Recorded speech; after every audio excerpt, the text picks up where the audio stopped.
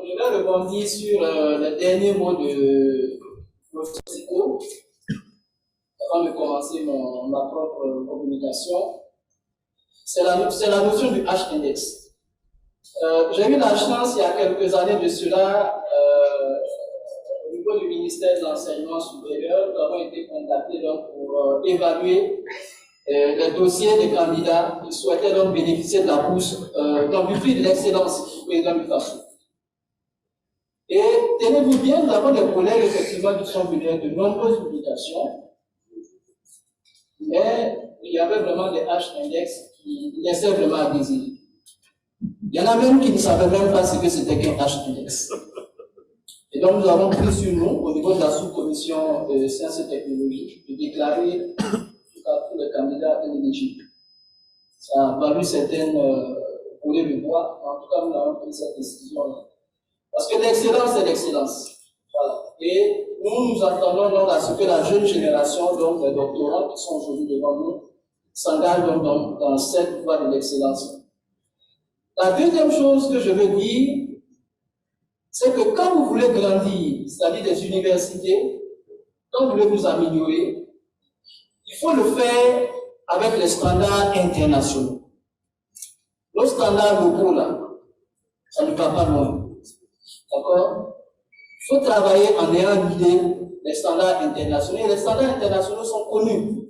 Voilà. Quand vous postulez un appel à projet, ou bien quand vous rédigez un article, on va pas dire c'est parce que vous êtes du Burkina Faso ou bien du Nigeria qu'on ne va pas vous évaluer de la même manière que quelqu'un qui travaille aux États-Unis. On vous évalue de la même manière. Donc, il faut se mettre dans les mêmes standards. La dernière chose, c'est que les universités, comme l'a dit également Dico, ça c'est vraiment important, je vais insister un peu là-dessus. Les universités, ce sont des entreprises. Et toutes les entreprises sont en compétition. Ça veut dire que les universités sont en compétition. C'est par rapport à cela, moi j'ai bien un bémol par rapport à la politique d'harmonisation qui tient à harmoniser tous les curricula au niveau du pays. On peut peut-être mûrir la réflexion, on peut peut-être discuter.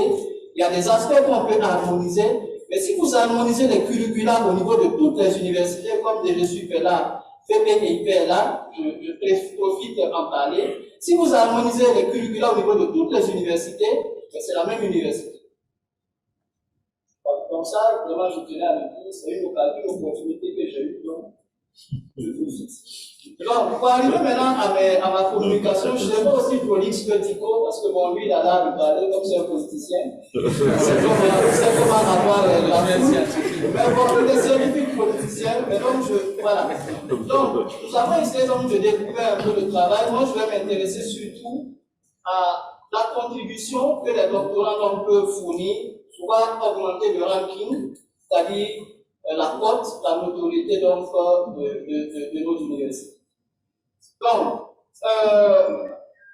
nous avons dit que pour pouvoir, donc, dans la compétition entre les universités, ce sont les standards internationaux qui marchent. Donc, nous avons raisonné par rapport aux standards internationaux. Donc, dans les standards internationaux, vous avez ce qu'on appelle des universités de recherche. La terminologie existe. Ça veut dire que ce sont des universités qui se focalisent quasi essentiellement sur les activités de recherche. Malheureusement, dans nos universités au sud, c'est vraiment l'enseignement qui prime. Je trouve que c'est dommage. L'enseignement n'est pas la finalité d'une université. La finalité d'une université, c'est comme l'a dit professeur Dico, c'est de produire des richesses et de servir la société. Pour pouvoir produire la richesse et servir la société, l'université va s'appuyer sur deux leviers. La production de connaissances, qui est la recherche, et la transmission de connaissances, qui est l'enseignement. Les universités ne sont pas là pour enseigner, les universités ne sont pas là pour faire de la recherche, non. Les universités sont là pour servir le développement et pour créer des richesses à partir de l'enseignement et de la recherche. Si on se trompe, on comprend pourquoi nos universités sont très mal notées. Je vais en arriver là, quand je vais vers la fin de ma communication, quand je vais vous exposer le ranking de nos universités, vous allez être Donc, une université de classe mondiale rassemble trois choses. Il faut concentrer des talents, c'est-à-dire des ressources humaines de qualité. Il faut concentrer, si vous voulez, des moyens financiers et matériels. Les talents et les moyens financiers et matériels vont être administrés par une gouvernance qui a une vision stratégique à long terme. Ce sont ces trois piliers-là sur lesquels l'université, en tout cas le rang mondial, doit s'organiser pour pouvoir atteindre ses objectifs. D'accord? Je vais beaucoup plus m'appesantir sur les talents. Et dans le volet talent, vous avez bien entendu les enseignants-chercheurs qui sont, et les chercheurs donc, qui sont dans les laboratoires, et vous avez surtout les doctorants. Parce que dans les laboratoires, ce sont les doctorants qui sont vraiment le vivier pour pouvoir faire la relève académique. Mais également, c'est eux qui vont servir de main-d'œuvre. Quand je dis main-d'œuvre, ce n'est pas dans le sens péjoratif. Parce que ce sont les doctorants qui ont vraiment, ils sont le plus à gagner, ils sont beaucoup plus disponibles, ils ont la tête relativement libre par rapport donc à leur directeur de thèse et à leur enseignant. Et donc, normalement, ils doivent être les plus productifs. Il y a également les post-docs. Malheureusement, dans nos universités, les statuts de post-docs ne sont pas développés. Les post-docs contribuent énormément à la notoriété des universités. D'accord? Donc, j'invite DGSUP, j'invite le TPIP, en tout cas, à mûrir la réflexion pour qu'au niveau de nos textes institutionnels, là, on puisse faire figurer ça et voir comment est-ce qu'on peut évaluer. Donc, par rapport à la notoriété, on a des outils. Il y a des outils qui existent pour évaluer la notoriété des universités. Et parmi ces outils-là, il y en a trois sur lesquels je vais revenir, qui sont les trois outils les plus utilisés. Le premier outil, c'est ce qu'on appelle le Time Higher Education World University Ranking. D'accord? C'est un outil qui a un certain nombre de critères qui permet donc d'évaluer les universités. Malheureusement, dans ce Time Higher Ranking University, eux, ils évaluent annuellement 2000 universités.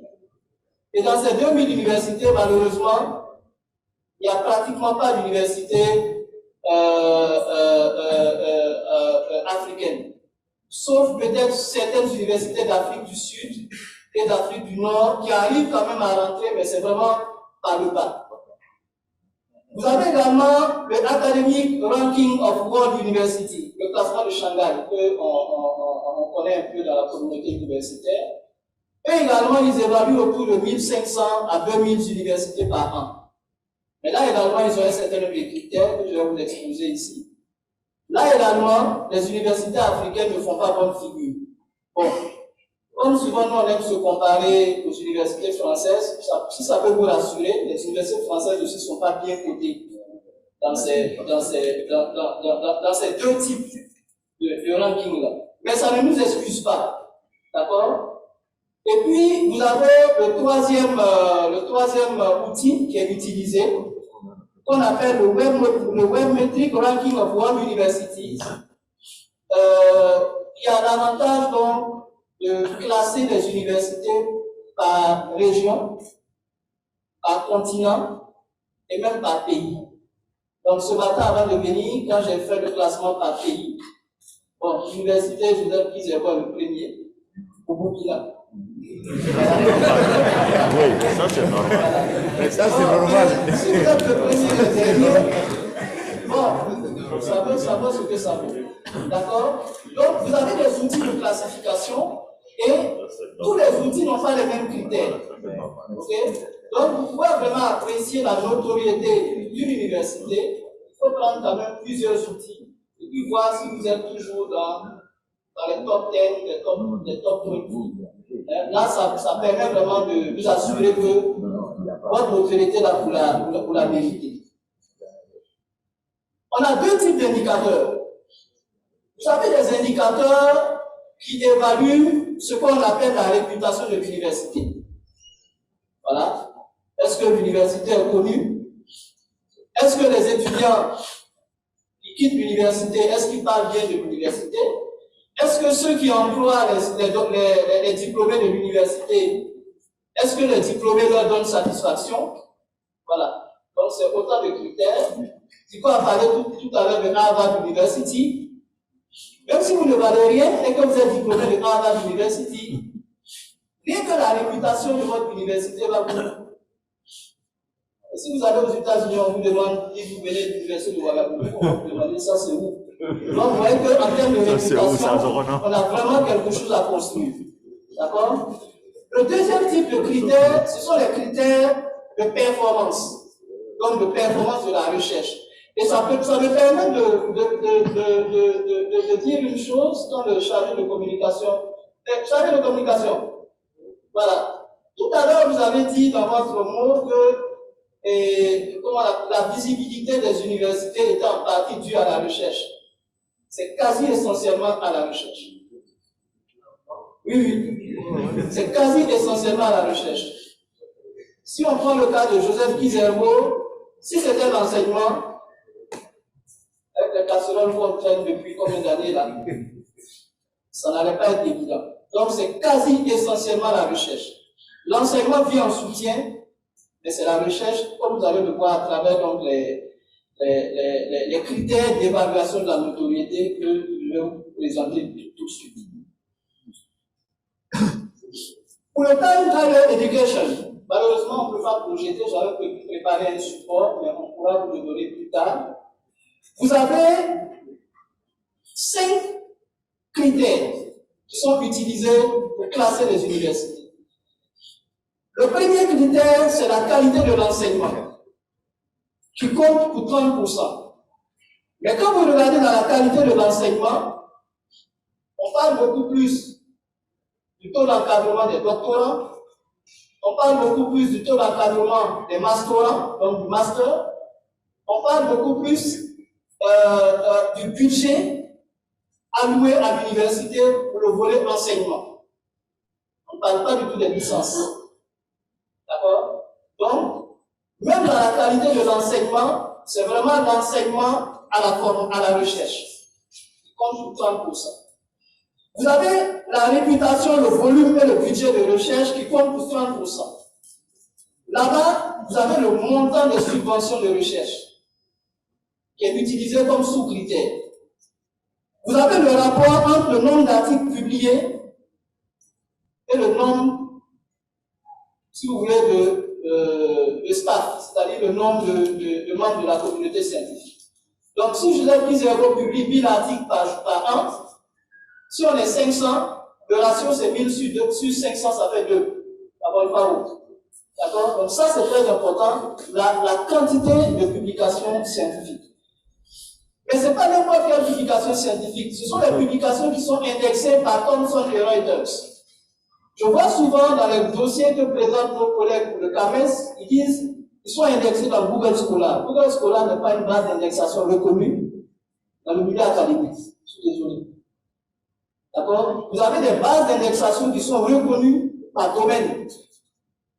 Et généralement, ces bases d'indexation-là sont dans Web of Science.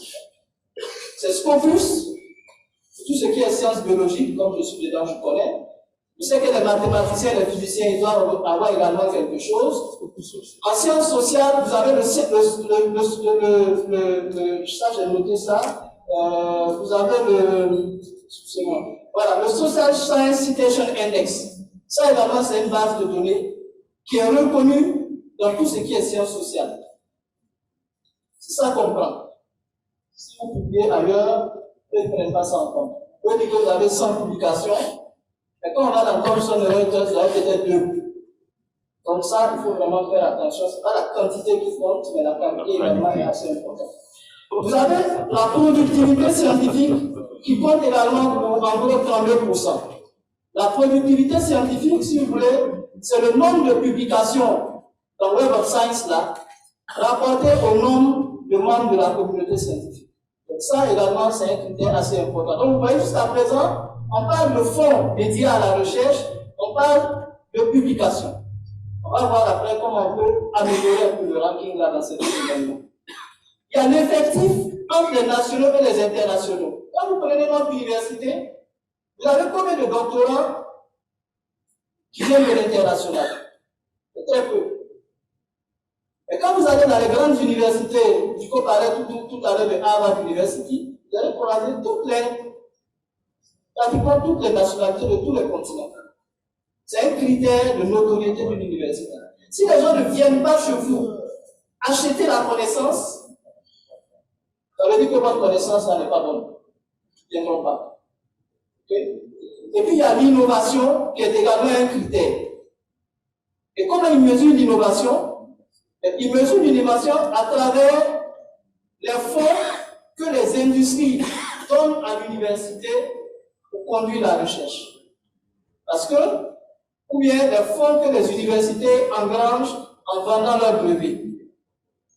Donc, si vous prenez les critères que je viens de citer, ça ne vous étonne pas que l'université Joseph Kizerbo n'est même pas classée parmi les 2000 universités de ce mode, de ce système de classement-là. On n'est pas dedans. Bon, les Français sont dedans, mais ils sont très bas. D'accord? Comme on aime se comparer aux Français, on le fait quand même. Vous avez le classement de Shanghai. Le classement de Shanghai, lui, il a 4 critères. Et dans les critères, vous avez des sous-critères. Vous avez la qualité de l'enseignement qui compte pour 10%. Mais dans la qualité de l'enseignement, qu'est-ce qui est pris en compte? En fait, on voit le nombre d'anciens étudiants qui ont eu soit le prix Nobel, ou bien qui ont eu le prix Nobel de physique, qu'on appelle la médaille Fields. Ça compte pour 10%. Joseph Kizerbo, c'est 0. Il n'a pas encore eu de prix Nobel. Vous avez la qualité du personnel académique. Dans la qualité du personnel académique, il regarde quel est le nombre d'enseignants-chercheurs qui ont déjà eu le prix Nobel ou bien qui ont eu la médaille Fields.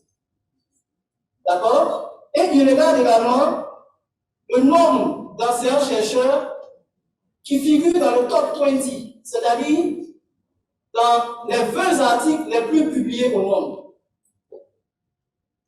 Lucie Cazer ne peut pas être dedans.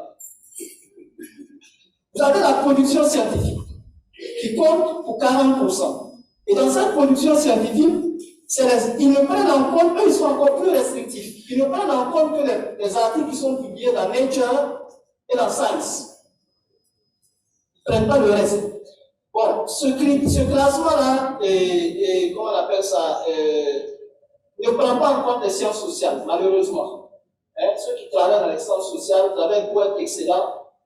Ce classement-là, ce système de classement-là ne valorise pas. D'accord? Et puis, vous avez les articles qui sont indexés dans Scopus, comme j'ai dit, et puis qui sont indexés dans Social Science Citation Index.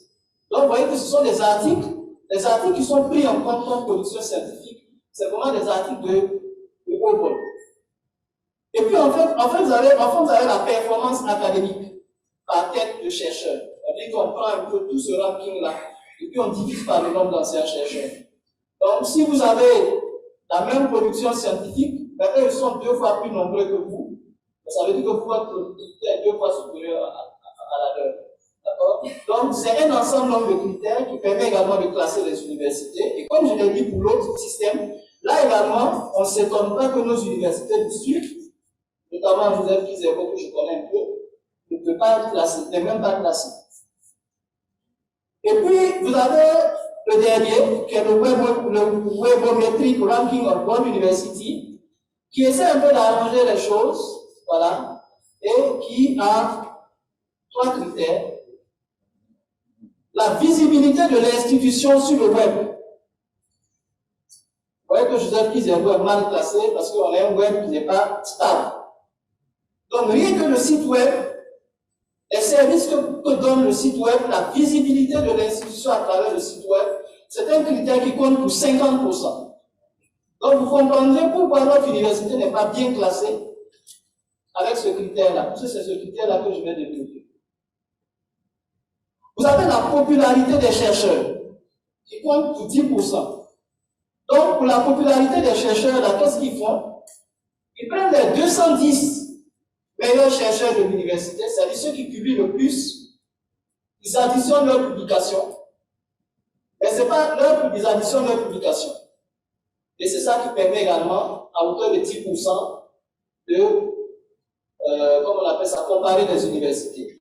Eux, ils descendent un peu, eux, ils prennent Google Scholar, d'accord? Parce qu'en ne prenant pas Google Scholar, ils vont vraiment, c'est-à-dire les universités du Sud ne vont même pas rentrer dans le classement. Mais, si un article, une revue est indexée dans Scopus, c'est sûr que vous allez la retrouver dans Google Scholar. Donc, ça permet quand même de corriger un peu certaines insuffisances ou bien certaines restrictions des deux autres systèmes-là. Et puis, vous avez l'excellence de la recherche, ici, qui compte pour 40%. Ils prennent en compte donc le nombre d'articles figurant parmi le top 10 des articles cités dans 26 disciplines répertoriées. Donc, vous avez 26 disciplines qui sont répertoriées et ils prennent donc des articles qui sont dans le top 10 des 10 meilleurs articles publiés là-bas. On va donc faire le classement. Donc, vous voyez que, essentiellement, pour le classement des universités, pour la notoriété des universités, c'est l'activité de recherche. Et l'activité de recherche n'est visible qu'à travers des publications et à travers les fonds de recherche que vous obtenez. Si vous travaillez dans votre labo et vous ne publiez pas, vous n'avez rien fait. Si vous travaillez dans votre labo et vous n'avez pas de financement, ça veut dire que ce que vous faites n'intéresse personne. Ça veut dire que vous n'avez rien fait. Donc nous allons voir maintenant qu'est-ce que les doctorants, quelle peut être la contribution des doctorants pour essayer donc d'augmenter la visibilité de nos productions scientifiques et pour également essayer de contribuer à la rentrée donc de subventions de recherche. Je vais juste vous donner une idée des classements à travers le dernier critère là, qui est, à mon avis, le plus intéressant pour nous. La première université, en utilisant donc le webométrique là, c'est l'université de Cape Town, en Afrique du Sud. La Cape Town University est 240e au niveau mondial. Ça veut dire que nous, notre premier en Afrique, là, au niveau mondial, est 240e. Vous avez l'université Cheikh Anta Diop de Dakar, qui est 100e, au niveau donc de nos webométriques. Le Cheikh Anta Diop au niveau mondial est 3045e.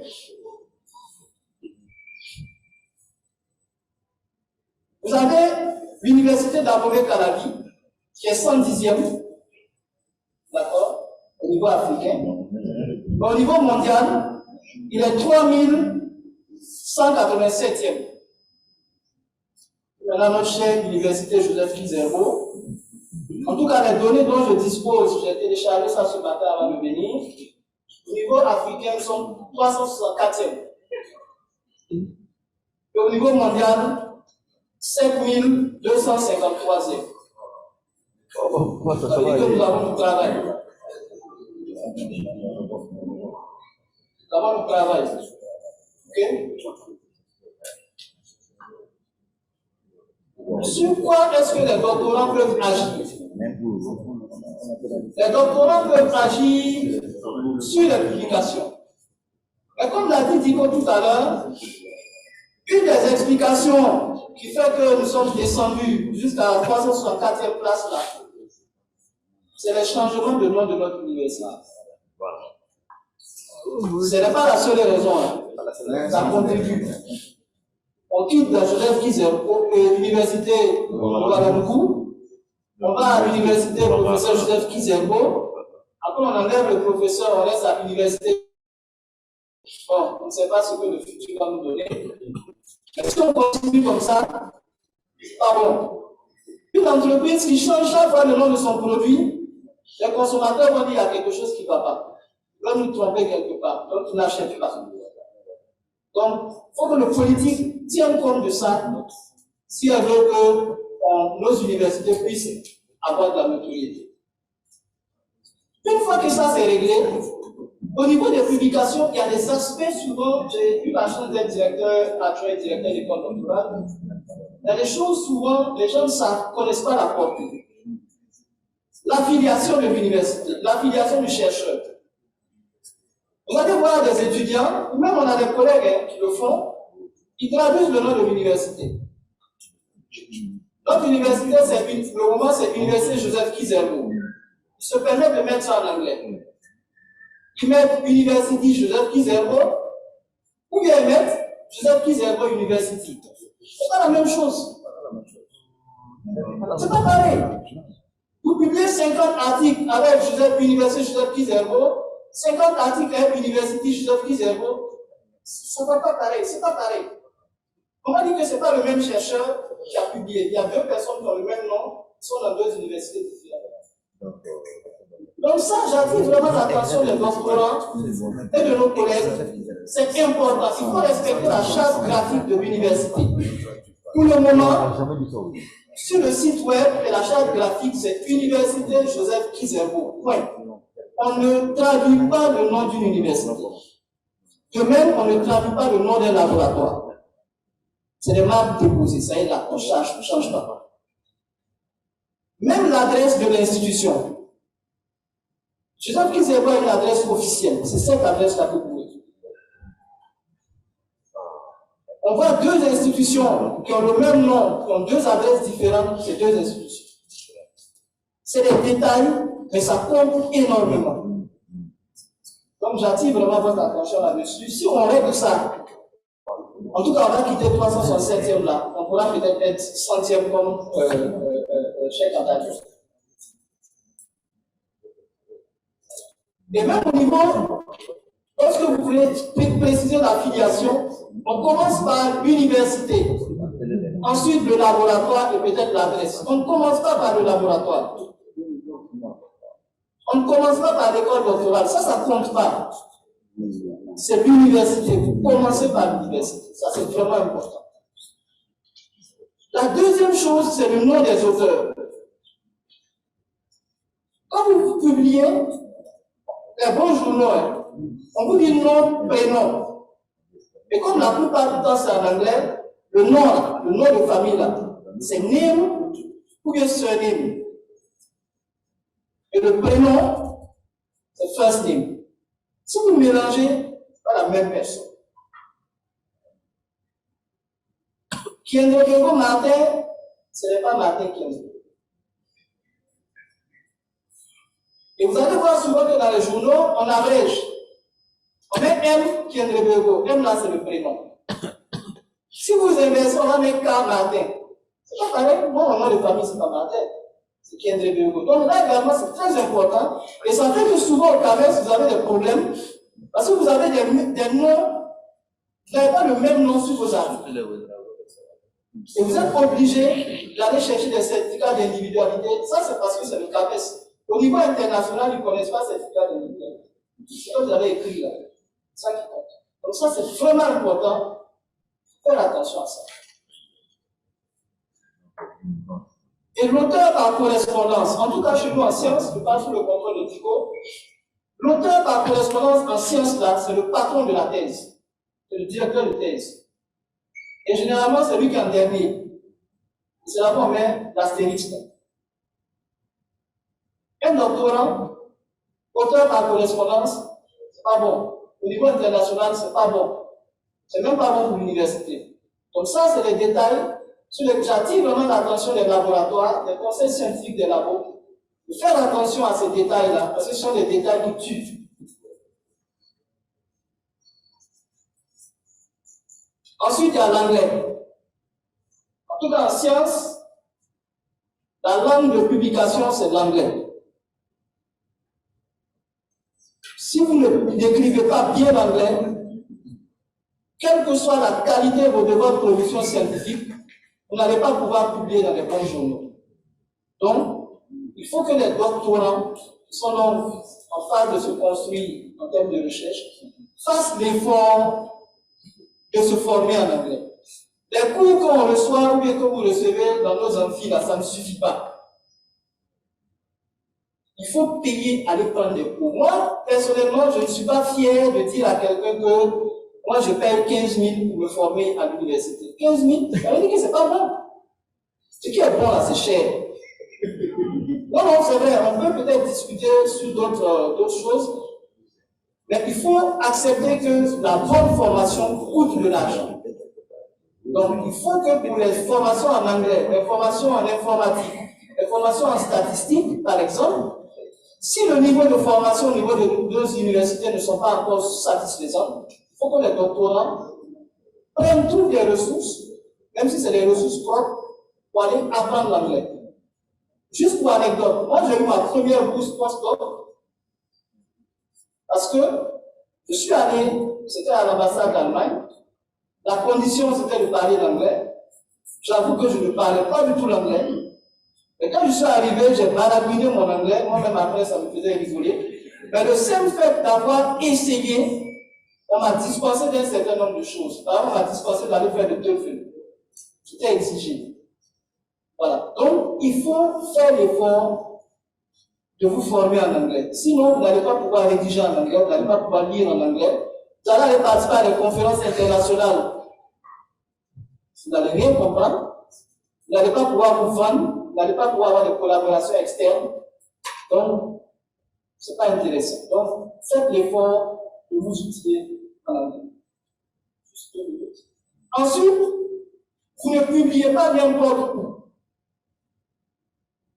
Il faut publier dans des revues qui sont indexées par les bases d'indexation de votre domaine. Les bases d'indexation reconnues de votre domaine. J'ai cité Scopus tout à l'heure.